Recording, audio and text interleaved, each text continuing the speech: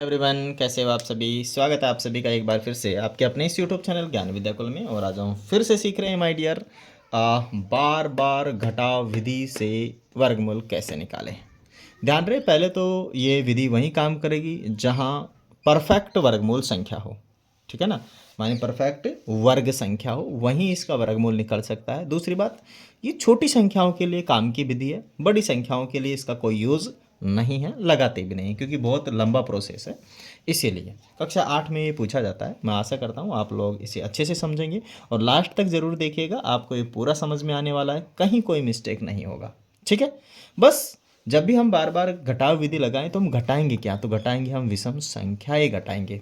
क्या घटा देंगे हम? विषम संख्याएं घटा देंगे। चलिए तो आ जाइए, बिना किसी देरी के सीखते हैं, बिंदास ओके। तो 100 लिख देंगे यहाँ पे। 100 में से क्या घटाएंगे? अभाज्य विषम संख्या घटाएंगे, तो कितना बचेगा? 99। फिर 99 में से क्या घटाएंगे? 3 घटा देंगे, दो दो जोड़ते चलेंगे, तो कितना बचेगा? 96। और फिर 96 में से क्या घटा देंगे? 5 घटा देंगे, कितना बचेगा? 91। फिर 91 में से कितना घटा देंगे? 7 घटा देंगे। 91 में से कितना घटा देंगे? 7 घटा देंगे, तो ये बचेगा 84। और 84 में से कितना घटाएंगे? 9 घटा देंगे, तो 4 इधर से गया, 5 उधर से गया, तो 75, ठीक है। और फिर 75 में से 11 घटाएंगे, है ना। ये चलता रहेगा प्रोसेस, इधर मैंने लिख रखा है जिससे कि दिक्कत नहीं हो। अब कम करते हैं, कितना बचेगा यहाँ से? 74, 64 बचेगा। और फिर 64 में से कितना उड़ाएंगे हम? 13, तो कितना बच जाएगा? 51।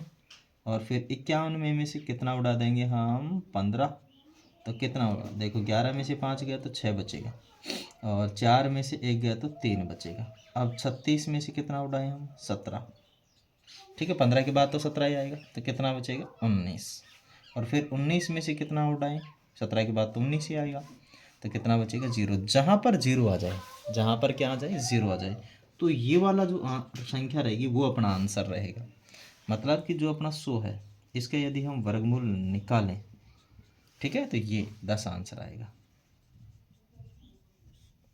मैंने क्या कहा? केवल और केवल यह परफेक्ट वर्गमूल संख्याओं के लिए है, अन्य किसी संख्या के लिए नहीं है। यदि आप लोगों ने अन्य कोई संख्या यूज़ ले ली तो समझ लो कि उसका कभी भी आप वर्गमूल नहीं निकाल सकते, ठीक है ना, इस वाली विधि से। Thank you so much. जय हिंद।